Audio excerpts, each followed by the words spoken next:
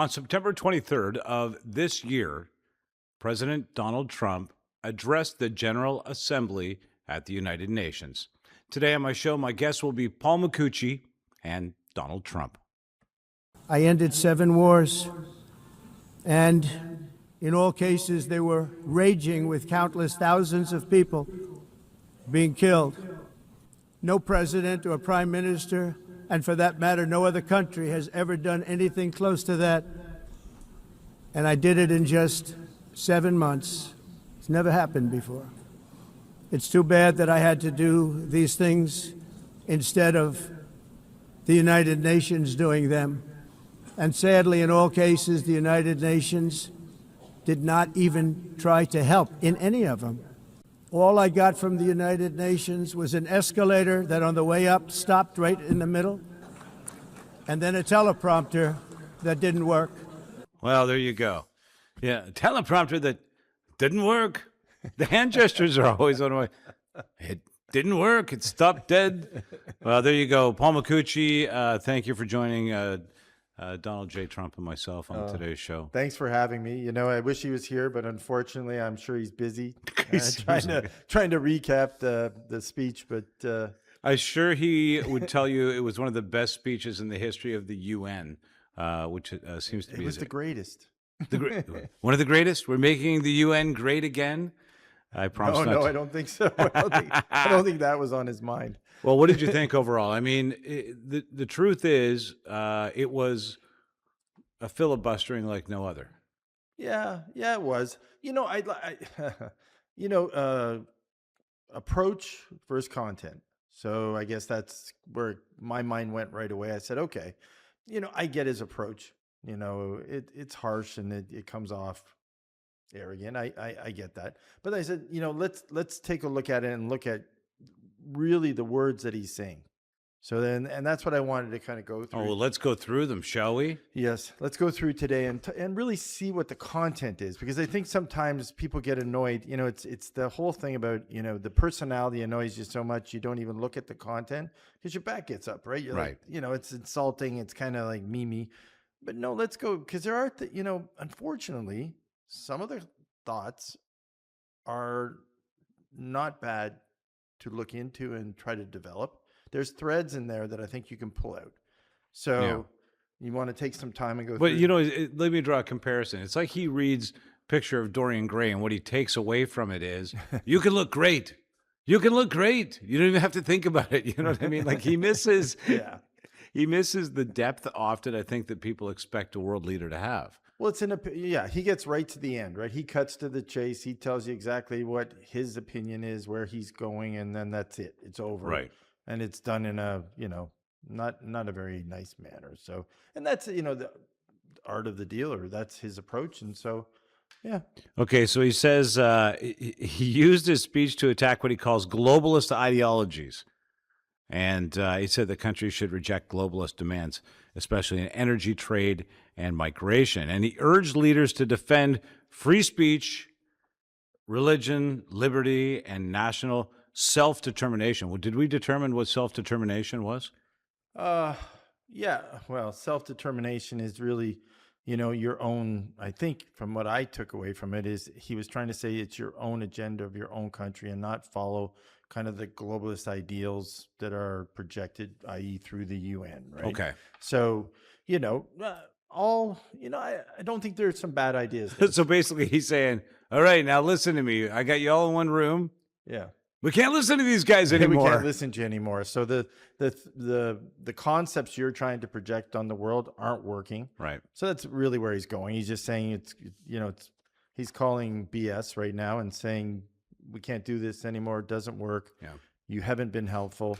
And I don't think does anyone ever argue with free speech? No, I mean, we all want it. I guess if you're in a communist country, you do. But quite frankly, more North America and most of the world. I see what you're saying. Are we out there really having to scratch at our windows to get freedom of speech? No, it's pretty open. Yeah. So what he's saying, let's defend it. Yeah. I think, which is a good concept. So the wording in that is fine. Yeah. Then he goes on to say religious liberty. Yeah. Fine. Yeah, Okay. I think everyone Yeah. should have their ability to pick their Of religion and course. practice it in a free and open market. That's fine.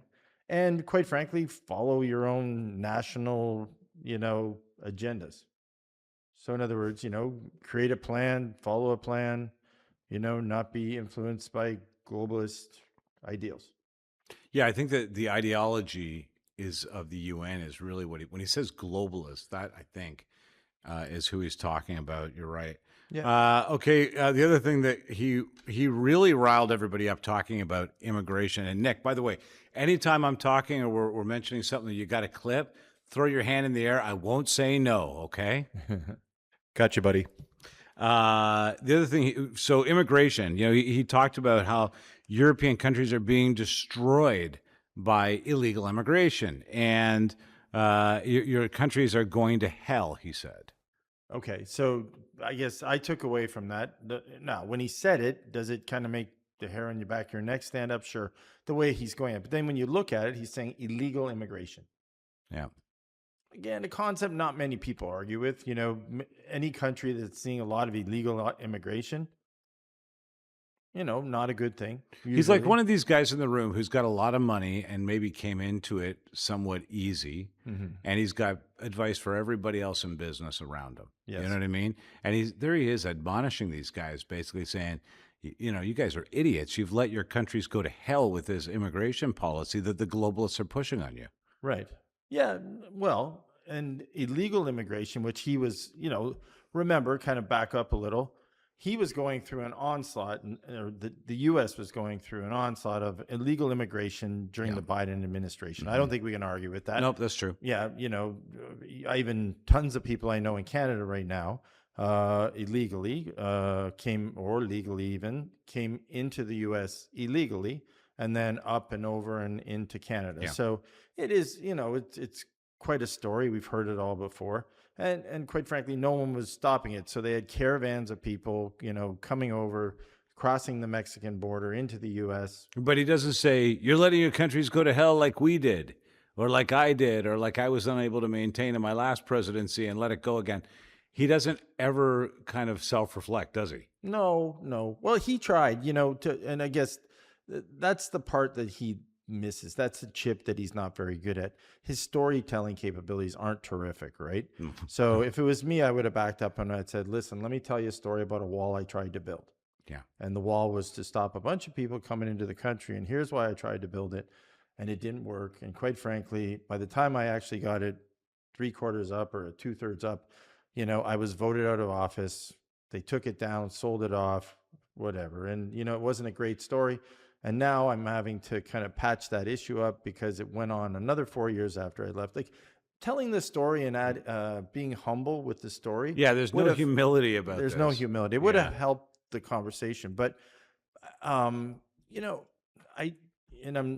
trying to advocate for both sides on this one. So I'll be two sides of the coin I'm going to project. And we've seen it here recently with some protests and stuff going on in Canada. We saw it in Britain. I think there's two sides of that story that we need to look at. And one is illegal immigration has to stop. And I think there's a lot of people in Canada right now want us to kind of take a break and look at our immigration policies and come back with fair and well thought out immigration policies. That sounds like a fair assessment of where we're at. Yeah. Because we've been bumping up and down and around, and that's a nonpartisan feeling, I think, in Canada. Maybe I'm not safe in saying that, but I think I am. Oh yeah, yeah. That we're pretty sure. we're inundated at the moment where we didn't expect to be. Yeah, we didn't. But then on the other side of the coin, there's a group saying, you saying that, and I don't. You saying stop immigration, which for the most part, people aren't saying stop immigration. They're saying stop illegal immigration and look at your legal immigration policies to make sure they fit the goals of the country. Yeah. So that's what they're saying. Now, on the other side, there's a bunch of people yelling, that's racist and all that good stuff.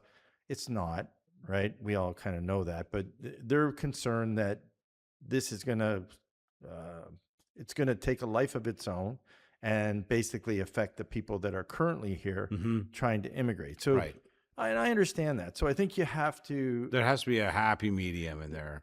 Someone's got, it's funny. Silence can be deadly, and in this case, I think because we're not addressing it and hitting it head on in Canada, and saying to people who are here, "Hey, we're looking at it. We understand you're here. You made the journey here. You're kind of in this gray area. Let's address it, and we're going to try to be as fair as possible." Someone coming out and having that conversation with the nation, but maybe calm people down to say, "Okay, I'm going to perhaps. wait this out." And maybe apologizing and saying, "Hey, I'm sorry we changed the policies 19 times," because we seem to yo-yo this policy up and down. Right. Would help a lot. And so I think that's a communication problem that's causing a lot of issues. But even to the other side of that, Trump says, well, my policies, our new crackdown policies, well, it stopped them from coming. Yeah, well, yeah, it shut off the illegal border crossings. Yes, right. It didn't stop people from going to the U.S. So again, you got to look at the content of what he's saying. So he's still welcoming people to come to the U.S. I had a friend of mine call me the other day, and he's in the construction business, and he's an awesome stucco and concrete guy. And he said to me, "Do you know there's 83,000 jobs available in Florida for construction management?" Wow. Right. And I said, "Oh, I've never looked, but if you tell me that, that's great." So I said, "That's a lot." And he said, "Yeah, there's a ton of jobs available. They're looking for people. The wage is good." He says, "There's great benefits, vehicle, all that." He said, "Did you know that?" I said, "Well, it makes sense. They're trying to build projects. Mm-hmm. They need people to build those projects, and they need qualified people. So, if you're interested," he said, "I think I'm interested." I said, "Well, I'll get you over to an immigration guy I know, a lawyer.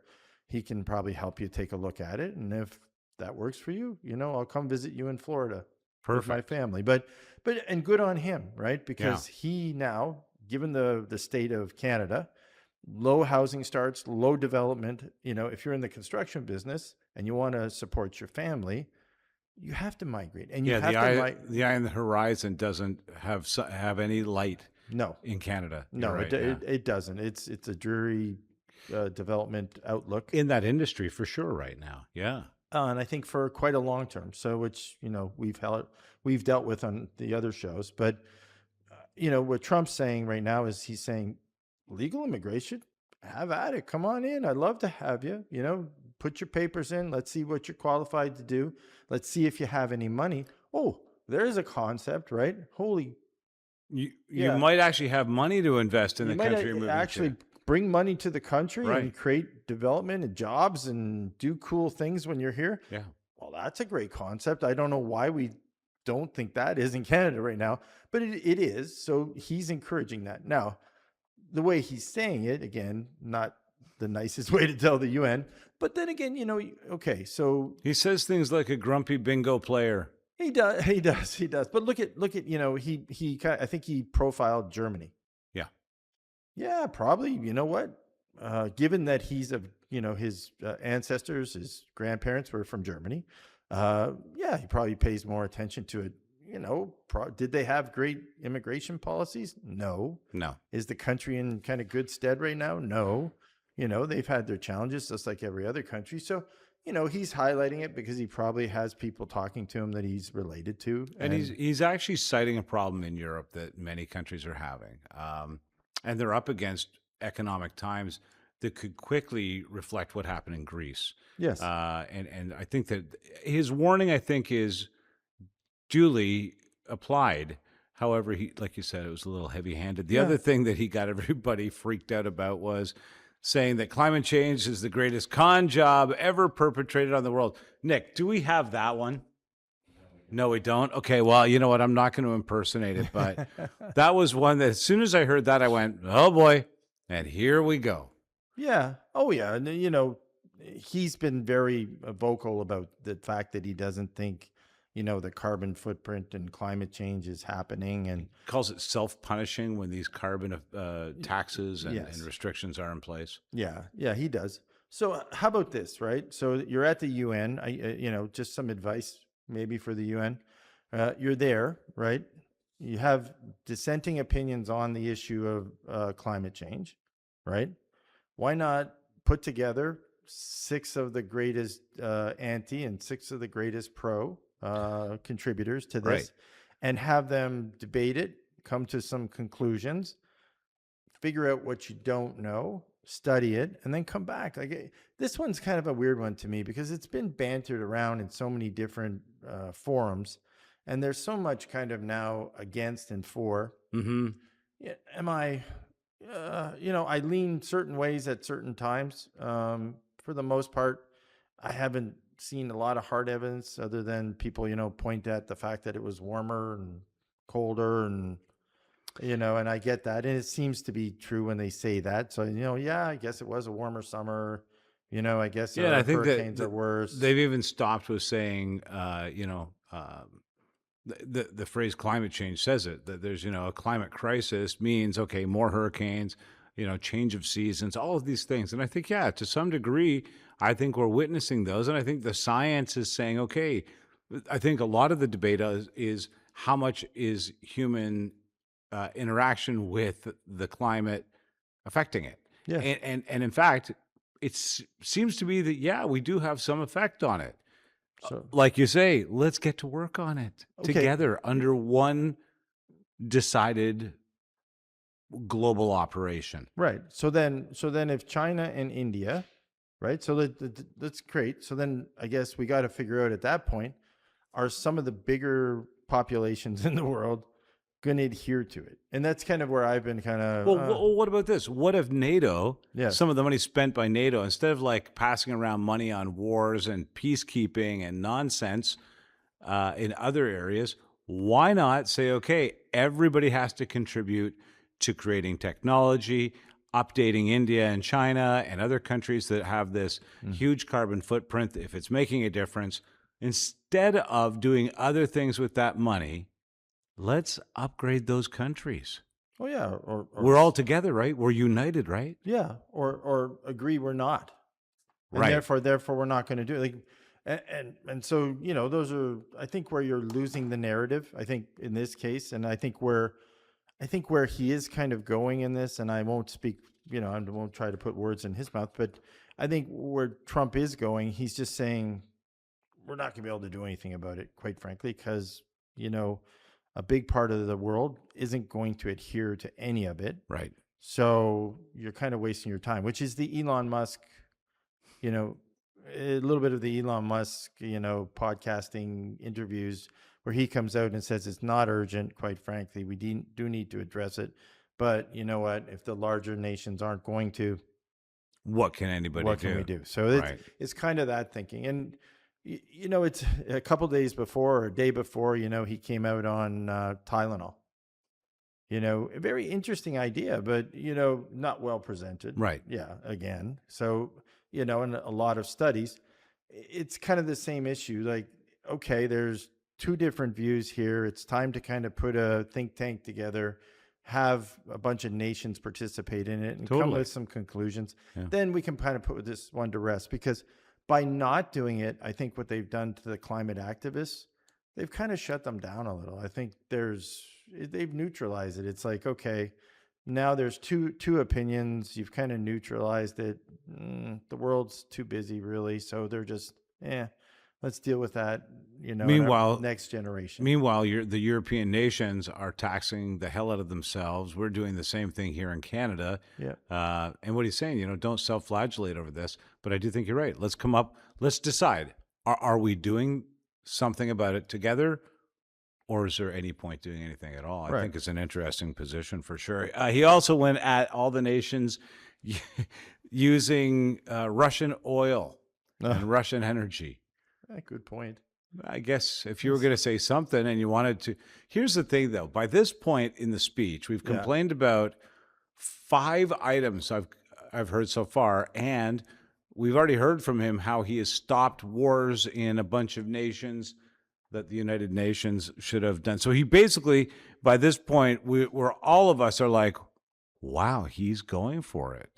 Yeah. Well, he's coming off like he's going for it, right? I guess, yeah. But the content of what he's saying it's interesting. The content and the approach, again, he's giving you the impression that he's dressing them down, but when you dissect the words, is he really? Somewhat, there's a little bit. approaches. He's basically saying you're all fools. You're not doing what I'm doing. I mean, there's a certain arrogance. That arrogance is offensive, I think, to men. Although I didn't hear anybody booing him. That's the other thing. And we take a look at the press today, and it wasn't like over the top. Very little press. I mean, Remember, politics is showmanship. Quite frankly, this is, they might have got a quick briefing in the morning that he was going to go up and they all sit there, who knows, right? Who knows? There's probably, what do they do on sets when they give people applause cards and, laugh now, they shout had now. seat fillers. Yeah, seat fillers. Because I don't know any of those leaders, Paul. That could have been anybody sitting there. Who knows? That's the next thing we're going to find out is that they were actors. Yeah. This one I need you to address for me. He said that he has eliminated. He's in the golden age in America, and he's eliminated inflation. What the hell is he talking about? Yeah, I don't know. That doesn't. So, going to do a couple shows coming up on the U.S. versus Canadian economy. He hasn't eliminated inflation. By the way, a good moment to say, you need to go back, and they're posted now, because I was watching them last night, the review of the Canadian 2024 budget, the annual report. That's a very good episode. It's a great way to learn about how our money's spent in Canada. Go back and take a look at tplmedia.ca, and you'll find that in there. And then also the review of the budgetary situation in Canada, also to be covered off. So go and make sure you find those. Paul does both of those. Hey, can I jump back for a minute to the Russian oil and gas? Yes. Yeah. So again, interesting conversation. So you're all. And by the way, I didn't blow over it just because I'm a communist. Okay, No. I know you're not. But he is making a kind of a valid point, right? Yeah. So you're all saying, let's stop this war. He's trying to get it stopped. He's trying to put some restrictions on Russia to get them to come to the table to get this thing done. Yeah. And quite frankly, we just keep feeding the machine. So he's frustrated. I get that. I don't think anyone doesn't understand. He doesn't call anyone out. He just says, a lot of you sitting here at the table, you really, are sucking and blowing, right? You're still helping them out. You're still dependent on cheaper gas, cheaper oil. And, why? Why are you doing that? And quite frankly, stop. If you're interested in stopping the war, because if you leave me on my own, I'm going to have to deal with this. I'm trying to deal with this on my own. You're kind of scolding me for going. Remember the response. You do remember the response when he went and met with the two leaders and with Putin, and they came back and he said, I think I'm close. And then the UN right away got together and had a big meeting. And then, there was a lot of pageantry about who was doing what and how, and where are we today? It's a good point. I mean, the UN often seems to be the icing on the no more deal cake. Yeah. Because deals have to be made in stopping wars that are not pleasant for groups like the UN to have to face. You have to face the music from a humanitarian standpoint. I think it's tough for them to have a real position in many things that are disgusting, like war is. Mm-hmm. Famine, another one. Disease, another one. Some of these have ugly faces the UN does not like to address. No, not at all. Overpopulation in some places, underpopulation. They leave it alone, even though those are some of the obvious issues. Nick, do we have anything else that would be fun to watch before we go on? Yeah, there's one more topic that I'll remind you of with this clip. It's audio only, so... DJT, take it away. We want to have a cessation of the development of nuclear weapons. We know, and I get to view it all the time. Sir, would you like to see? And I look at weapons that are so powerful that we just can't ever use them. If we ever use them, the world literally might come to an end. There would be no United Nations to be talking about. There would be no nothing. We want to have a cessation of the development. There you go. There it is. I mean, that was essentially a threat to the world. You know, I may come off brash and arrogant to you, but need I remind you that we are the most powerful nation on earth, and I've got bombs, so I got to tell you. You know, like, he's very threatening in that way. What do you think about that? Yeah, well, you know, his words, his content of his words, he wants cessation of nuclear, right? Yeah. So nuclear bombs and everything. But, you know, I continually look at massive weapons that could end the world. So it's an odd, it's a rambling. I don't know if it really goes anywhere. I think it's his approach. I think kind of his, you know, just to remind you, you know, we're the superpower. most powerful superpower in the world. Okay, great. But don't, you know, leave us there. Don't go building any weapons. Right. Don't think you can outbattle us if you're thinking Yeah, to and come don't to the start field. trying, because that's not going to work. So he, you know, it is a little bit of a threat, but you know, it's common knowledge. I don't think he's telling us anything we don't know. But It's the first president I remember saying, "We've got a lot of nukes. You better be careful." yeah, Since it's a different. It is definitely a different approach. since that Cold War era. Yeah. I'm just trying to think of anything else that came up. I had a couple of notes here. One of the things that I will say, and if you want to go down that rabbit hole, it's kind of interesting. There was a comparison made between Trump's UN speech and Gaddafi's UN speech in 2009, which is the comparisons of filibustering at full volume about how wonderful he is an interesting comparison. So I might recommend you check that out. I've seen it around. Yeah. Here's the response that the rest of the world is giving from the media, characterizing his speech as unusually abrasive, rambling, and heavy on grievances rather than substantive diplomacy. Not shocking, actually. The escalator teleprompter incidents became focal points. You know, I'll be honest with you. On those ones, I've I been feel there. kind of bad. You know, I've been there, teleprompter yeah. not working on you sucks. That's a terrible scenario. Yeah, when you're set up to speak in front of that many people in an important meeting, and your technology doesn't work, it does suck. But you know, Now, he did acknowledge that was his own staff. Yeah, working he did, it, and he so- kind of laughed it off Yeah. and moved on. I don't think he was in. He was coming to deliver a very stern message, anyways. So you know, he pivoted pretty well, I think, for what he was going to do. Really, it was all tone. Everything that was a complaint was about his tone, which I do you think is intensifying that tone? Do you think his brash approach is becoming? I think he's in his heyday of it at the moment. Yeah, and I think there, you know, again, he has a loyal following that likes the tone. Yeah. I think the more he caters to that, the more people, you know, increase their approval of it, and so he keeps doing it. But again, yeah, I look at the content of it. The content, for the most part, there wasn't, you know, anything surprising in there. You know, whether it be his comment about Palestine, whether it be his comment, you know, that had been released, you know, days before, of how he was going to go back and talk about, you know, the fact that, and even that, quite frankly, I think you and I talked about it before the show, Mike. You know, his approach to that was, you know, he opposed recognition of Palestine by the Western nations, saying it would embolden Hamas. Yeah, and he never said, "I'm in support of a genocide. I'm not in support." He never.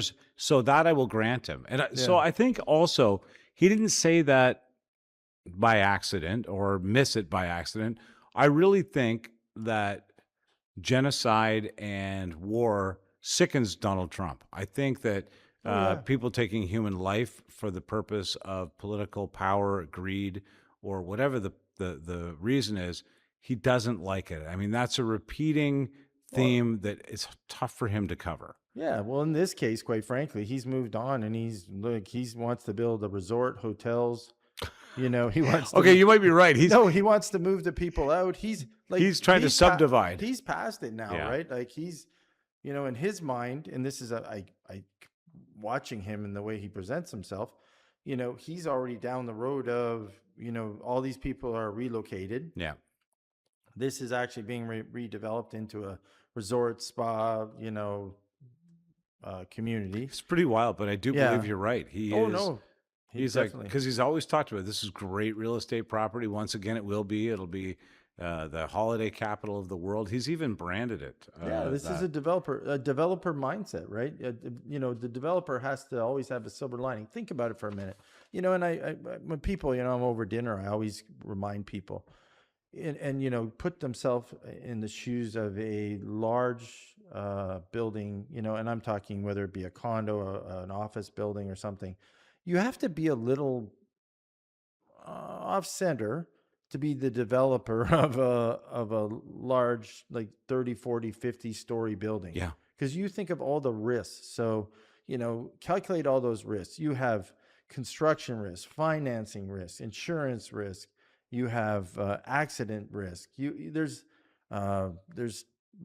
have the economy, whether you can sell. I was going to whether say you the can economy. close. The economy changes, and suddenly cement is a different price. Exactly. You know, you can't rent at that amount. You can't sell at that amount. So that all of a sudden Things your pick project up. There's costs- no cranes available. You have to put some type of personal hook in there. So Right. the guarantee you're putting down on it is you. So if it fails, you're starting again, right? Which, you know, many of these guys bust and come back and live another life, right? So, you know, who would want to do that? You have to be a little bit of a different personality to do that. And quite frankly, you got to really like risk. Like you got to Yeah. really be on the edge of risk to do it. You're dancing on the head of a needle when you do that. So that's his personality, right? Yeah, Like no, he's- and I think it's yeah. always been that. He was the guy who used to call the newspapers pretending he was a publicist on himself. So that's his MO. Well, look, I appreciate you talking to me about this, but you know, and I will say this, kids, you don't want to be rude and abrasive. I know what we saw happen there, but you don't want to be rude and abrasive. You want to be open and commonsensical, and you know, unless you'd like to be the ruler of the free world, in which case, go ahead and be brash and abrasive. Thanks for joining us. Thanks, Paul. I appreciate it. Thanks, Subscribe and tell a friend and all that jazz, and we'll catch you right back here on the Daily Council on the True Patriot Love Network.